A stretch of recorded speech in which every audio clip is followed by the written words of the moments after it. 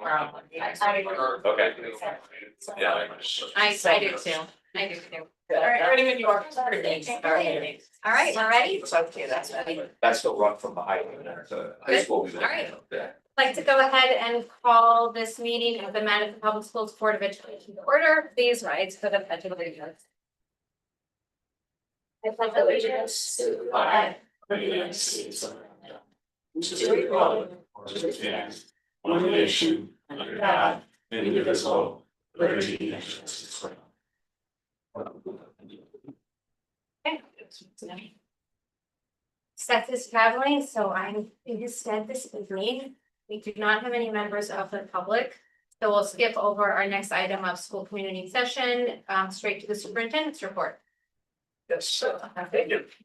Thank you, Ms. Rosenthal, and welcome everybody. It's great to get to this point of the year. And our administrators are here tonight. Thank you for joining us. It was a great kickoff to the public budget season. I will say this process starts really after the previous budget is approved. We start working on that at Stacey Novitz, Heather Dobson's level, and talking about ways that we can provide savings to our budget that don't impact students, but that allow us to do so. Maybe new and unique things for students as we move forward. As I mentioned, this is the start of our public process. We will be available answering questions to the public, to board members, right up until our vote on April 28th, which is the tentative timeframe for that. It is not officially set yet, but the timeframe is Tuesday, the 28th is the pending vote. So as we just kind of highlight what the presentation will include tonight, you'll see major categories. Nothing new here. These are usually the drivers that we share with you and what has occurred over the past year to lead these drivers and how they impact our budget in many different ways. I always like to start off, and it's a very easy job for us to put this together because we have so much to really brag about in Madison Public Schools. And I'll make this statement up front, and I don't make this lightly. I believe we are the best value in education in Connecticut, and I say that because we have been moved by some agencies that rank districts to DERG A. We have not been officially moved to DERG A. I say that again to everyone that might be listening.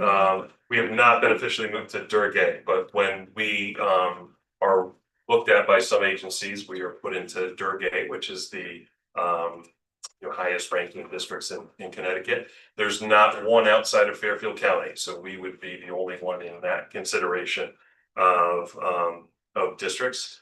And we punch at that weight class. When you look at our results, we are in the mix with any DERG A on any measure for that. And so when you look at us within our category of DERG B, we do very well in any measure that you can look at. So when you think of the value of living in Madison and being able to attend a DERG A type district, that is unique for our students to have that experience, or for our families to have that experience.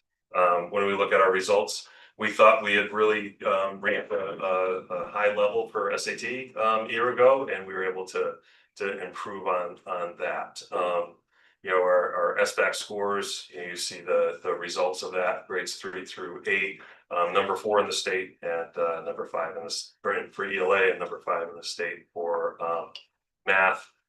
Polson had a clean sweep, throughout all of DERG B, when NGSS is our science test.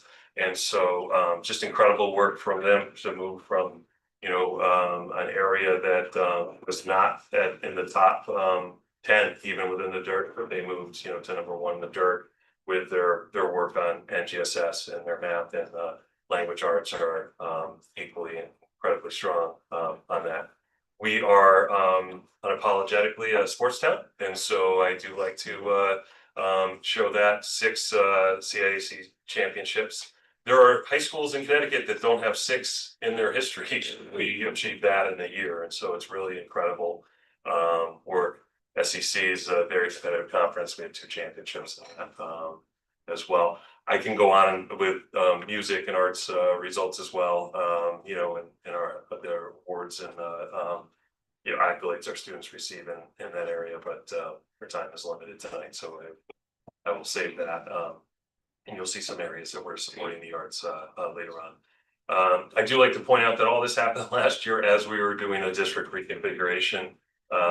Talked a lot about every employee basically pre-K through 5 having to move.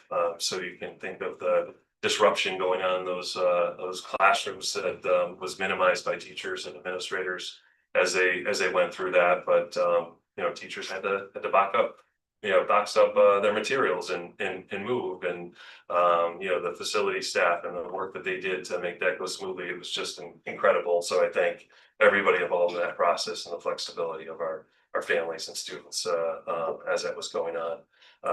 Also, very importantly, our high school received accreditation without a major recommendation. That's very rare.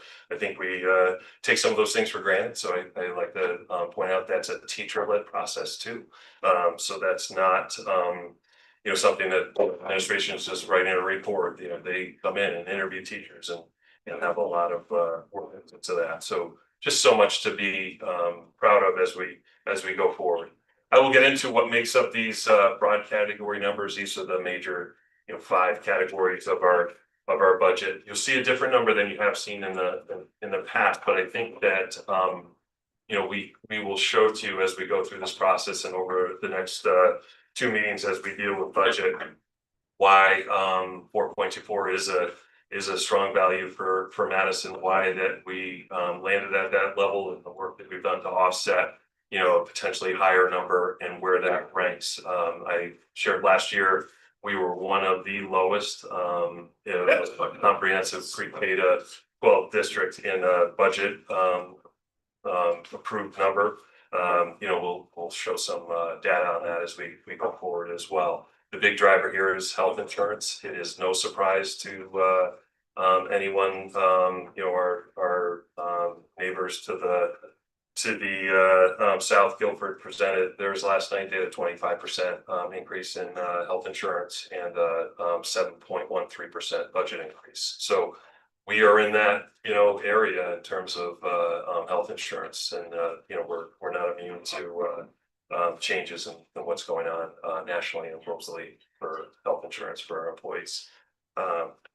The annual budget, as I've shared, we've been very reasonable in terms of our requests. We have made reductions as we've gone along. As good news has come across our desk, we have worked hard, but we do no longer have decline in enrollment that allowed the district over some years to be below the cost of living or the general cost of a budget, but you will not see a reduction based on decline in enrollment in this budget, nor should you. We are working hard to achieve and respond to any student needs out there. The different categories you'll see, the CPI, that's really the cost of what we buy things, at, and that's an important figure because we have not kept up with the cost of inflation over the years with our budget increases. So again, it's that work to mitigate increases, to save money anywhere we can, and to work hard on to achieve those savings. I think it's important to point out the 2 different budgets. As I shared, 1.87% last year, one of the lowest in the state, while achieving the higher results in the state. So just incredible work. That's our current budget that we were in now. I just think it's important as well to point out that reflects the changes that we did as an organization, going from 6 buildings to 4. So bringing on 1 new building and closing 3 older buildings. That was reflected in this current budget. That's not something we're passing on to next year's budget, except for one exception there. So last year we got to a 1.87 because we had declining debt for the last time at Daniel Hand. Daniel Hand has paid off, so that's a big congratulations. We had a reduction of a half a year for the 3 buildings. So TCLC, Ryerson, and Jeffrey. We controlled those buildings until January 1, and then Pete took the keys from his right pocket and put them in his left pocket because he still owes it, but they came off the board's costs. And so We still supported those with custodians, but in terms of the energy cost and things like that, those are town buildings now.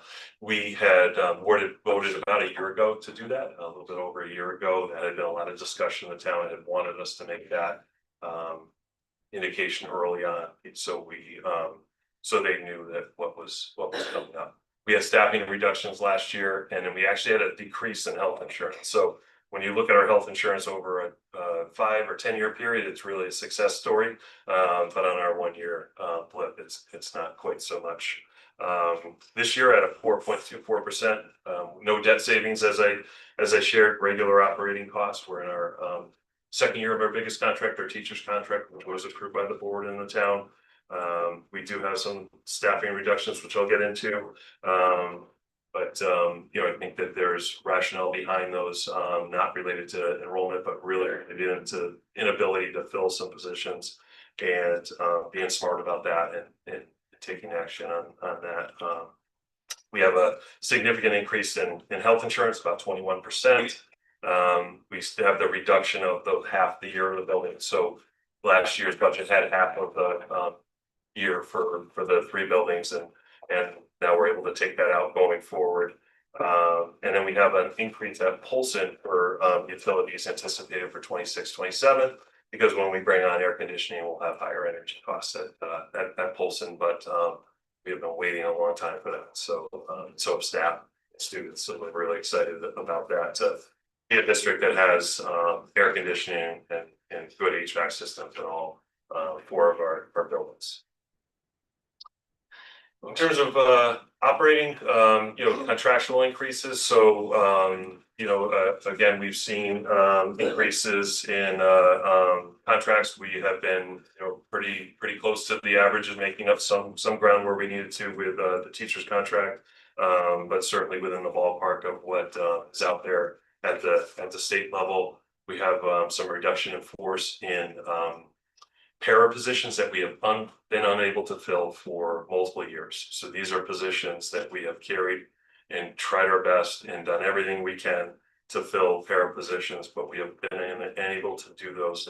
This does not impact, I know the board's question on this would be, does not impact pre-K to 3. So we're looking at higher grades than that to address that. We have been more successful in the pre-K to 3. This will help also solidify that program as well, because when we're posting lots of positions, people get more opportunity or choices to pick. The majority of these are at the high school and middle school level.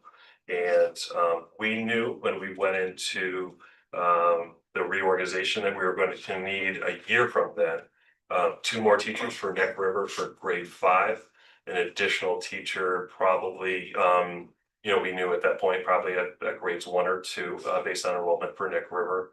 We did not know the next 2 pieces, but were able to capitalize on that going into next year, with pre-K being recombined again, and it being at Brown School for next year. We are able to reduce 1 pre-K classroom, so we'll have 3 pre-K classrooms at Brown. We have 4 currently.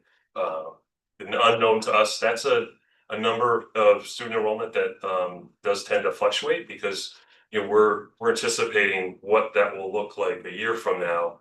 For these are 3 and 4 year olds, so some of them have not moved to town. Some of them are certainly not on our radar yet. Like we don't have no way of knowing how many 1 and 2 year olds there are in the town.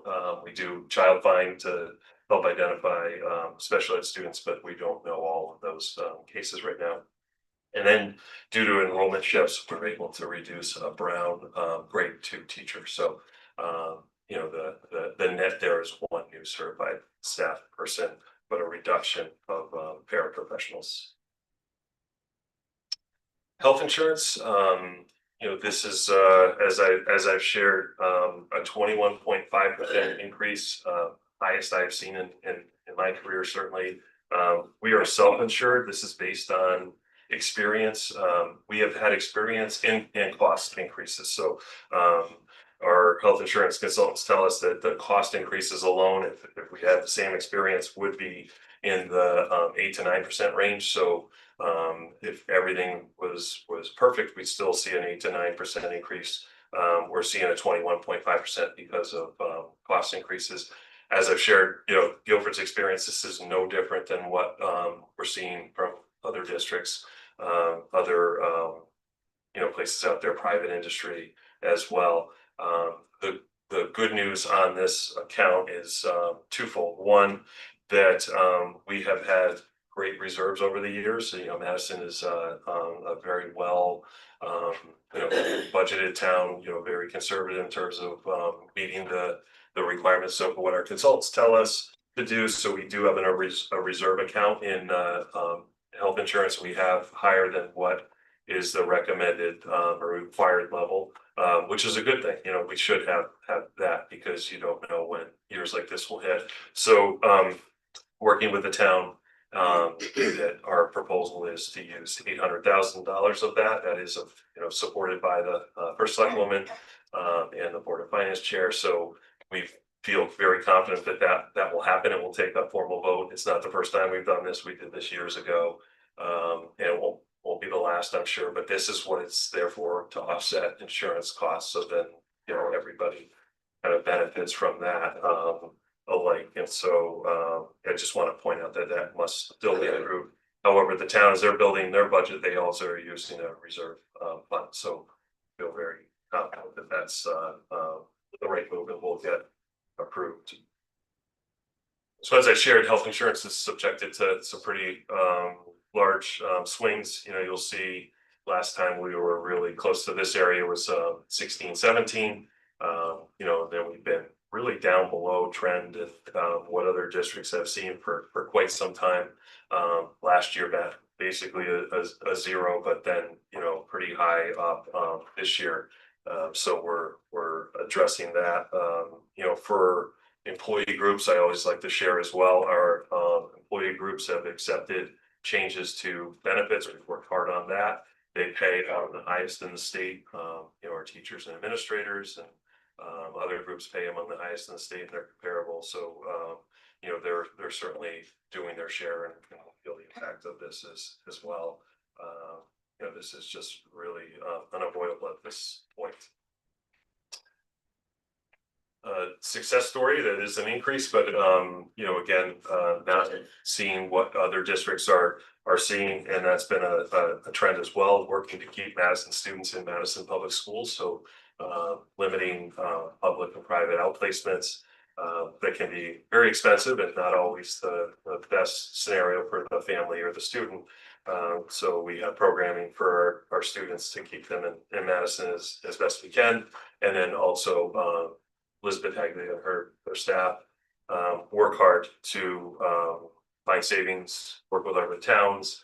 We've had instances where we've sent students to another program close by at a public school versus a private placement that is supported by the family and our staff, and has worked better than a private placement that might be far. But some of this is out of our control as well. We may have a family move into town that is already outplaced, and we need to accept that placement when the student families move in. Facility. So this is a somewhat of a challenge, but I think we've done a great job of narrowing this down as much as possible. So as I shared, the reduction at TCLC, Ryerson, and Jeffrey. So we'll achieve that. Utilities at Neck River coming in a little bit lower than what was anticipated. Hard to anticipate a brand new building and how much that's going to cost. Electricity and gas are going up, so that we're seeing that increase out there for utilities across the board. And then for Polson in particular, we wanted to point out that with AC and the new HVAC systems going in there, we're going to see an increase. So we'll have AC in the gym and auditorium for the first time, and so certainly needed and important to have, but we have to reflect the increased costs in that area. Transportation, a 4% contractual increase, which is great news. I know it's a dollar amount going up, but seeing bus contracts in pretty high numbers across the state, and so we're pleased to continue our solid relationship with our transportation provider, but that is increase. We bought our right to read materials out of this current budget, so we will not need to do that next year. So that's a welcome savings there. And then athletic increases, thrilled to share that we've had some teams return this year. Even with pretty steady enrollment at the high school, but teams like freshman girls basketball coming back after years of not having teams, and so other teams resourced and enrolled in, and so it's great to see some movement in that area. But also we need to appropriately budget for athletics, and probably my big highlight of the budget, because we've been dealing with some pretty heavy drivers, is Polson having a girls volleyball team for next year. So that is excited, needed, and something to keep our middle school athletes busy and engaged after school. So that's something we're excited about, and just could not defer another year. We talked about that for a little while, but we felt like we needed to move forward with that. We had the time. Related to athletics, it was my intention was to have a reduction in pay to participate at the high school and middle school level. I just felt like when we were building this budget, it was looking like it would be a 6% budget. And so we did not feel we could move forward with that reduction at this time. Open to discussing that with the board.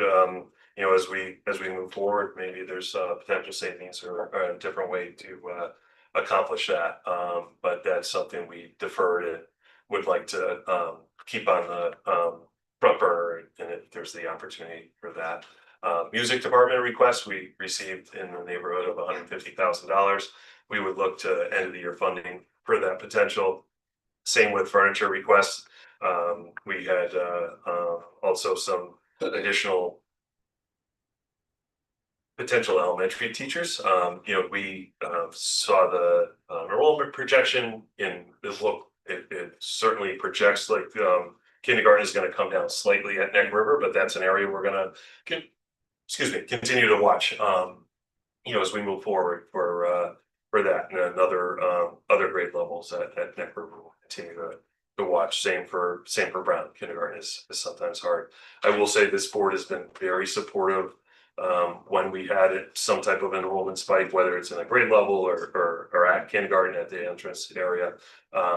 If we've been able to show savings, the board has allowed us to add a teacher in July or August. Ideally we were adding now, but I always have appreciated that support when we needed to, if we saw a spike in enrollment in a certain area. So we'll continue to watch that as well. Kindergarten enrollment starts relatively soon, so that's exciting. Because I mean, spring's coming. In terms of our total budget, just another way to look at this. See, personnel benefits, leading the way, as you would imagine. It's our biggest category. Health insurance, very close by.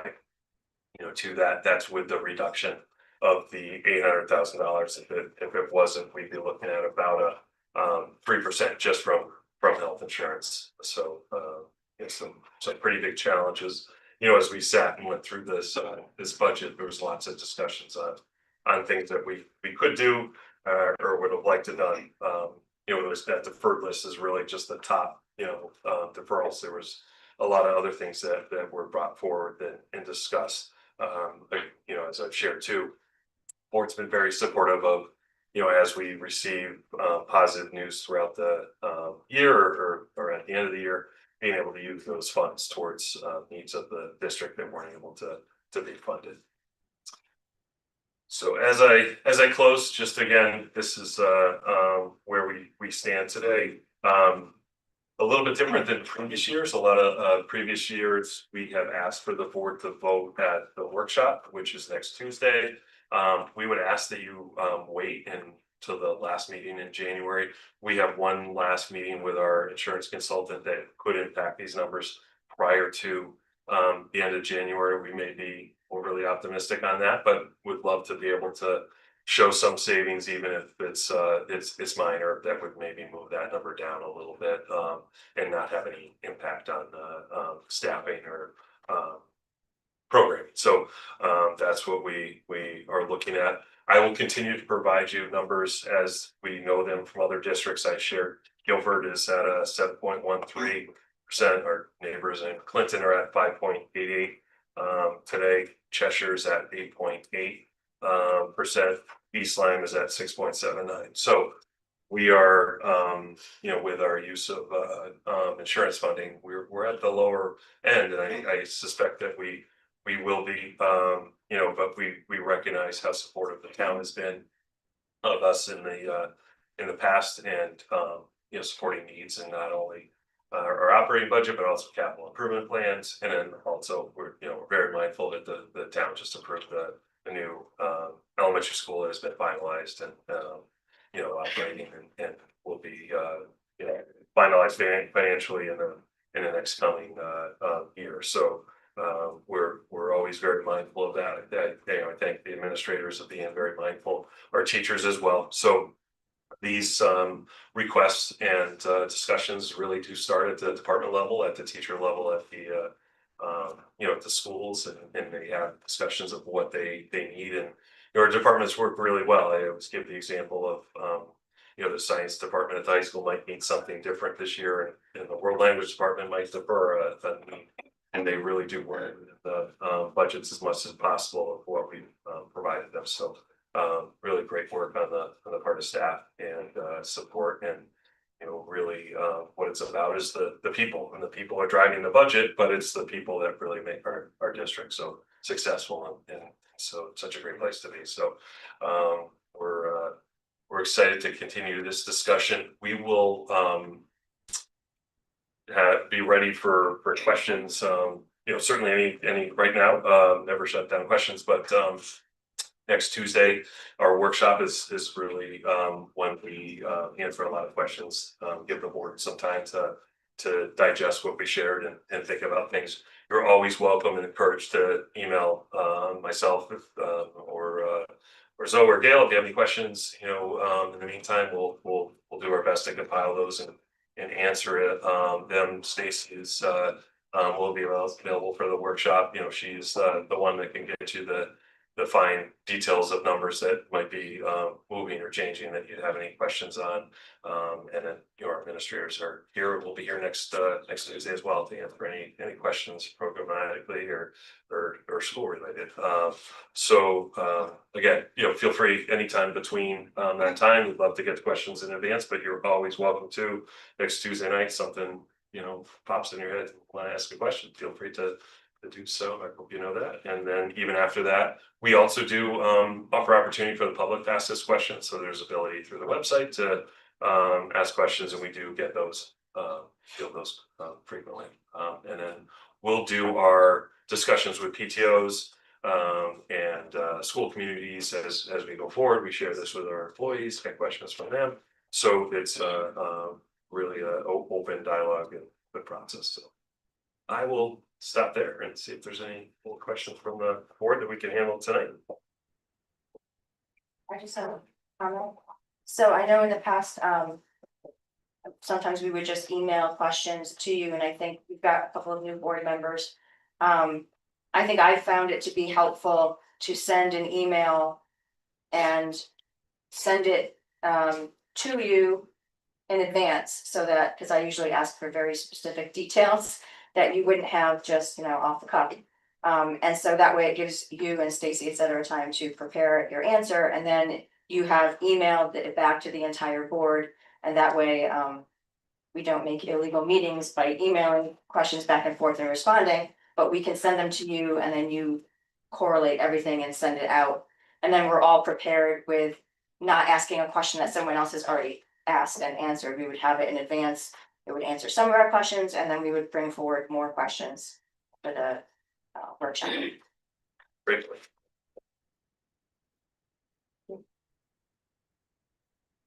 Folks have questions? No? Great, thank you. Thank you. Take the room. Our next item on the agenda, board members' comments. Steph did want me to share a reminder of the upcoming Cade Area 8 legislative breakfast on the 27th at Neck River. A few of us have registered and we're hoping to have a great turnout as we're hosting it. So it starts at 9 a.m. on the 27th, and if you're interested in going, you can email Zell and she'll register you. Those are the comments from staff. Any other board members' comments? Yes, I would just like to say that I know that there was some community interest towards the end of break. But why there were certain vehicles at Neck River regarding an incident that happened there, and so I thought you might want to speak to it so that the public would know Sure. what happened, Yeah, and that no. everything is fine. Thank you for asking that question. So we had a roof drain that was not properly built or attached, and so water had come through that roof drain and into two classrooms, mostly one that was impacted, but two classrooms were impacted. We immediately found out that morning. Pete Anderson contacted restoration company. Our team helped as well. And so when I went into the classrooms on Monday morning, I would not be able to tell. The two teachers would not have been able to tell. Of course, Becky Frost notified them as soon as we knew what the story would be and how things would play out. So if there is a silver lining, I always like to find one. They did check all the other roof drains. They all were properly attached, and everything is paid for through our warranty. And so no impact to students. Interesting enough, they put the carpets, which will be replaced, back in the wrong classrooms when they put the classrooms back together. That was the only thing. So if the teachers weren't notified, they would have figured something might happen because the carpets were in the opposite rooms. But we actually ended up replacing those as well because they were folded up and a little bit damaged. So yeah, it was not what we were looking to have happen, but in terms of timing, it was the best because it allowed us some time to really make it look like nothing happened by the time the students came back. So thank you for asking that. And just to reiterate, it's all covered by warranty. All covered by our 1-year warranty. I think I don't know that would have been a solar panel discussion, but you'll remember too, we had talked about potentially putting solar panels. Decided to hold through that 1-year warranty, so there would be no question of any roof issues or anything going on there. And so that removes probably a discussion point. I still think we would have found out it was a faulty drain, but that was also removed a potential issue. So but yeah, thank you, and thank you to the facility staff and Pete Anderson and their work and Gilbane for immediately acting on it. Thank you. So, any other board member comments? Okay, we have no public. All right, so we'll go on to our consent agenda, our budget expenditures as of December 31st, 2025, and our December 2025 personnel report. Those are in your packets. Action items. So do we have a motion to approve the consent agenda? So Right, second. Yeah, I have a question. any discussion? I'm just curious about line 53,000, the unbudgeted expense of 75,000 that was expended already, just exactly what that was and what it was spent on. I don't know if you have the information out. probably do, but I will take a look at 53,000. It was object 53,000, so Yep. it's called unbudgeted expense. And it's budgeted for 75,000 and it has been spent.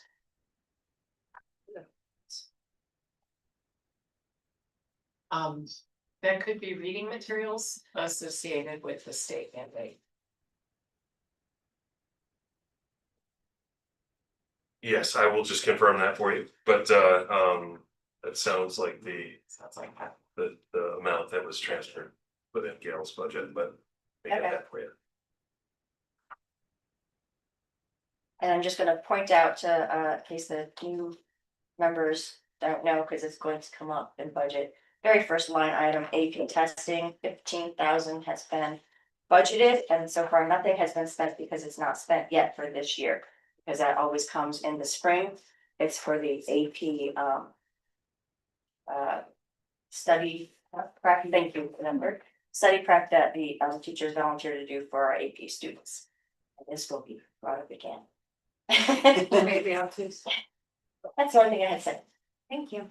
Any other discussion? Okay. All in favor? Aye. Opposed? Abstain? Okay, motion carries.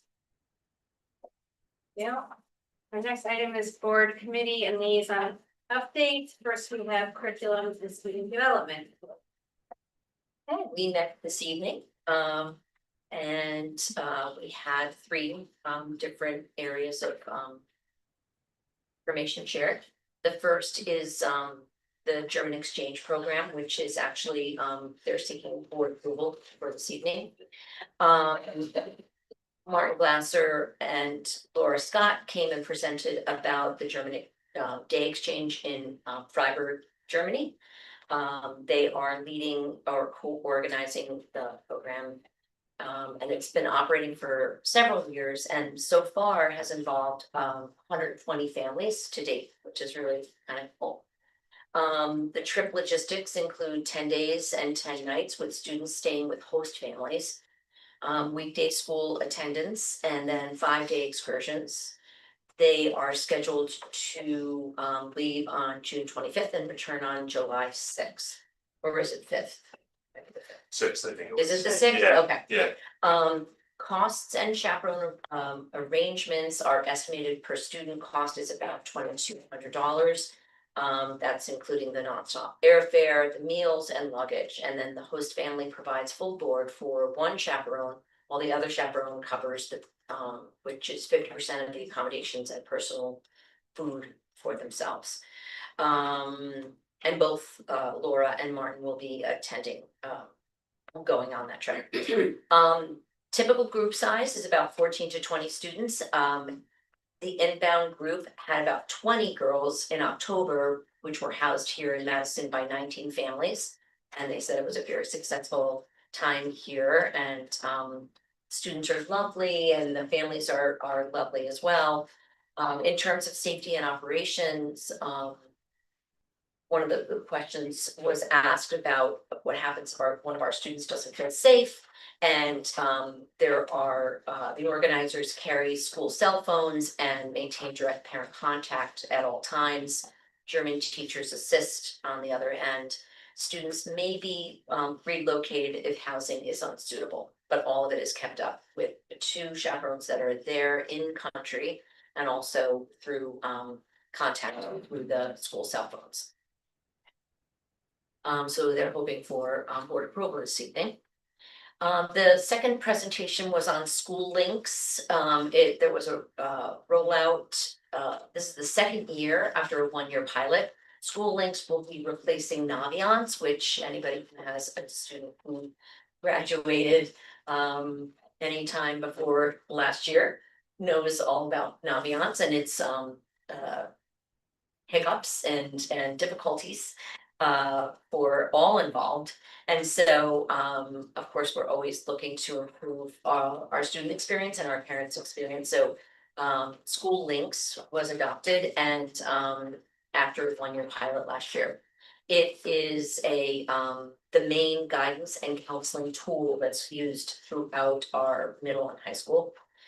School Links is used at all high school and middle school students for career exploration, college applications, and counselor-led classroom lessons. Students will be also uploading. They can upload artifacts to build their portfolio in School Links that will follow them through the 12th grade. So it's nice that they get started on it early on. The presenters shared that the platform is made to really feel more like social media, so the kids are really interested in interfacing with this platform, so it really is more user friendly and they'll want to engage with it. High schools, the high school pilot targets 3 graduation required courses: personal finance, civics, independent study, and exposes students to 7 to 10 of the capacities with uploads and reflections of track growth, and they'll track growth over 4 years. It's more user friendly than Naviance, and it's a social media like interface with Google sign in, single sign on. So it's accessible, and it used to take the students a lot longer just to log on to Naviance. They spend a large portion of their classroom time just doing that. And now it's a Google sign on, which is great. And it increases teacher and student engagement and prompted other schools actually to arrange a shadow visit here in Madison, as we are leading the way as one of the only districts using this platform.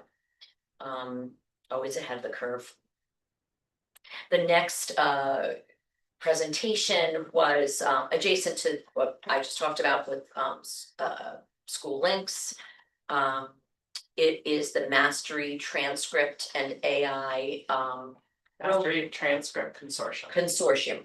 And so the students or the teachers, the district piloted the Master Transcript Consortium with volunteer juniors to develop a parallel transcript. Will be. The Master Transcript records credentials across 5 capacities via student submitted evidence and review. School length portion requires at least 6 artifacts from grades 6 through 12. The transcript remains accessible for 5 years after they graduate, so the students can use it beyond their years here, but also beyond their school years in college. So it's something that they can utilize even going into their careers. And it is used by over 700 colleges. But again, we're ahead of the curve in even. We're Yeah. drafting. We're drafting. Yes. So it's in the very, very early stages of using it. Advisors will deliver AI literacy prioritized for more of an SEL focus. So they'll be sort of coaching kids in using the AI platform, but it'll be more interfacing with their teachers. More about educating them about different risks associated with AI. Right. In an advisory lesson form. As a priority this year at Polson and some high school classes as well. Yeah. So it's in its infancy. We'll definitely be hearing more about it. And that was it for our presentations, and we just need that one board later on. Yes. I have a question, it's really a speculation on my part, but with the new system, Links system, the ability to upload artifacts. Would that enable schools, colleges to use AI or machine learning to actively profile or recruit students? So in other words, if you're an art student, you can upload your things, but a college be able to say, okay, this person has demonstrated its interest in doing it at scale. Right? Yeah, I don't believe School Links would be accessible to colleges. Okay. That's not the product that would be. However, the pilot that we're developing with the other product, the Mastery-based consortium product, had to go through Aaron Bliss's office first to make sure that it was a high level of security for student data.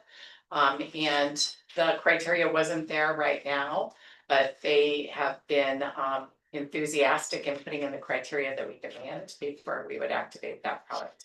So it meet all of those criteria. As Aaron said, it was the first time in his career he's seen that happen with the product, but that certainly is one of our concerns. Yeah. I mean, I think there will be pressure from colleges to be able to go out there and Just pull it up. pull it up. Yeah. Right? So I'll take that. That's why we're looking at a safe curation and something that students can be able to show. I agree with you. But he would have to show it, not that they could go in and find The it. students have a particular code that they have a sheet and they would submit it in their Common App with a parallel traditional transcript. And that access would be theirs to give, but it's also very protected. It's a very safe code, but thank you for asking that. Erin would be happy to hear that. Any other questions for curriculum and student development? I would just wanna emphasize, I think that this the parallel transcript is really a cool cutting edge. Addition to our regular transcript that I think could really make our students stand out. In the college admission process, I think it's very cool and very cutting edge. Thanks for. And if they have it 5 years after school, I mean, to be able to access It it. has a lot of potential, we're really excited. And gets to these softer skills, which are not captured in a traditional transcript, but incredibly meaningful, so I think that's great. Great. Anything else? All right, We adjourned at 5:44. Thank you for that. Facilities Committee is next. We have not met since our last board meeting. I do not have any report to share. Finance Committee, We also have not met, no report. Personnel Committee, Ditto. ditto, okay. We have not met on report. Oh, I'm sure Diane has something to report for policy. I do. We did meet. We met on December 16th. And it's actually a 3-part report. So the first is about the meeting on December 16th. We discussed several policies for rescind and replace, most of which are changes made in order to be in compliance with state statute. And so those policies will come forward to the board. They are actually on tonight's agenda as action items to request that we waive the second read. And have them as action items this evening, because the changes are either so minor. They change a definition, it's things that are required by state stavute and very little changes. And then we also discussed a policy that we are still working on. Having to do with library collection and development. We were discussing policy 6144.2, which is the reevaluation of challenged instructional materials and library media center resources. We proposed some wording changes and some questions that we had that we were going to refer to the superintendent and to our legal counsel, and so we will bring it back to the policy committee meeting to discuss again before it comes forward to the board. And so then in your packet this evening, you will find a policy for review. It's a second read, so it's an action item. That's 5110.4 student discipline. We have seen this policy again and again and again because they like to change small things in it on a yearly basis, and so we get to vote on it many times. We also have policies for review with waiving the second reading, which is what I just alluded to. 4119, reports of suspected abuse or neglect of children or reports of sexual assault of students by school employees. Policy 5180.1, confidentiality and access to education records. Policy 6130.2.2, curricular exemptions. And policy 6050, parental access to instructional material. You will find in your packet notes from Shipman and Goodwin regarding all of these policies. If anyone has any questions regarding them, those are action items for this evening. And the last thing is my usual wrap up of the 2025 policy year. So we have done so much work over the past 3 years, Zoe and I and the policy committee, that we don't have lots left to do, except for when we start the review process all over again from the top. So we actually rescinded 10 policies because we've done the bulk of the rescissions in the previous 2 years. And we reviewed and rescinded and revised 35 policies. So we did a total of 45 policies, some of which were new, some were rescinded and replaced, some were rescinded. That was our year in review. And No, they're over there. Oh. I should have known. Well, it was very crowded when I first came in, and so I Yes. guess that's really appropriate. I'm like, do I have enough? Because there's only 45. Before you know, we're gonna be splitting a Lindt chocolate. Starting off in the hundreds. Yeah, it started off over We'll snap 100. a twig or a Kit Kat. Yeah, but I mean, it really started because Wendy was leaving and we had done so much work together that year. It was well over 100 policies. And so that's how it started. And the next year, Zoe and I did over 100 policies, and then we just been So going. this was a lean year. Yeah. But it was no, It's less Yeah. work. Yes, No. In fact, I think it's more work because it's easier to just rescind policies that are no Yeah. longer appropriate, so, out of date.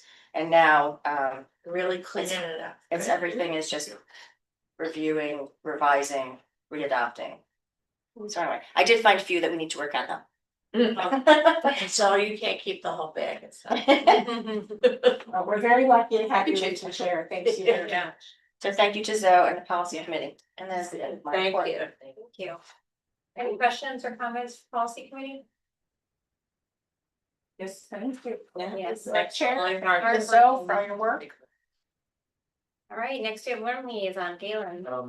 No report, the next meeting is early, then I'll be there. All right, we're on to our action items. We have action item 9. Do I have a motion to approve policy number 5110.4 student discipline? So moved. Ian, second by Kathy. Any discussion? All in favor? Opposed? Abstain? Motion carries. Thank you. Action item 10, I would like a motion to waive the second reading and approve the following policies. 4119, reports of suspected abuse or neglect of children or reports of sexual assault of students by school employees. Policy 5180.1, confidentiality and access to education records. Policy 6130.2.2, curricular exemptions. And policy 6050, parental access to instructional material. So moved. Leanne? Second. I'll give that one to you, Maureen. Any discussion? All in favor? Opposed? Abstained? Motion carries. Okay, action item 11.